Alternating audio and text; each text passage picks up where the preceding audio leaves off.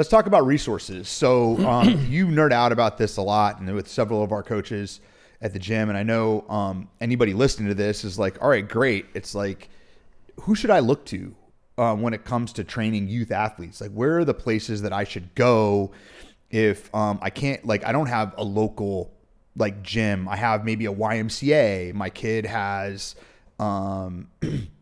like their school gym, or we have a home gym. Like, we work out in the basement. I used to play sports. Where would you direct people when it comes to finding kind of legitimate like training for youth athletes? Yeah, so I've got 3 resources that I really like. One, I'm a little biased, but he's my former weightlifting coach, Travis Mash.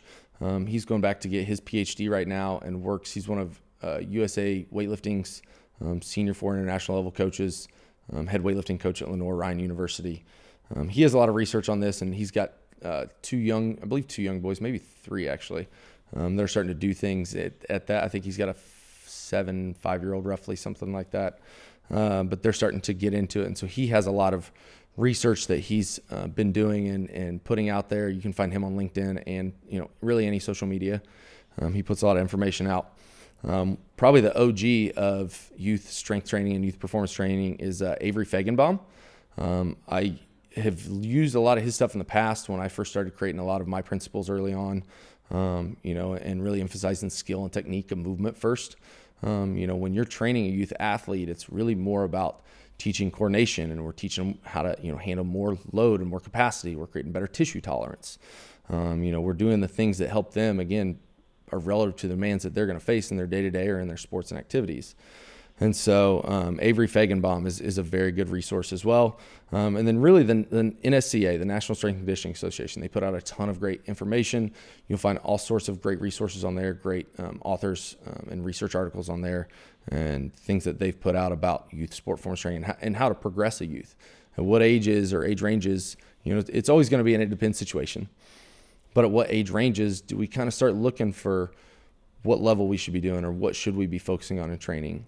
At that younger age, especially before puberty's hit, we want to focus a lot more on coordination and skill, and then develop work capacity so they can just handle more. Because if you can handle more, you'll also be able to recover better, right? And that's a big part that you're going to see missing out, especially more this day and age with social media, the technology, all the blue light we put in our life. Sleep is really starting to plummet. I think you're starting to see an emphasis in it better, but I think that's something that, again, you'll see resources that are put out by these guys. MASH puts out a lot of stuff about the effects of that and youth training, and especially with college athletes. He sees a lot of that. He tracks everything, and he sees all that data and the effects that it has. Wow. All right, so there's the 3. There's 3 big ones that you get right from the mind of Eric that he's going to. And I think I'd direct you to this too if you're mom coach or dad coach and you have an athlete, like, hey, there's a gap, but I don't know if there's any coaches that can spend time with my athlete. You can do it.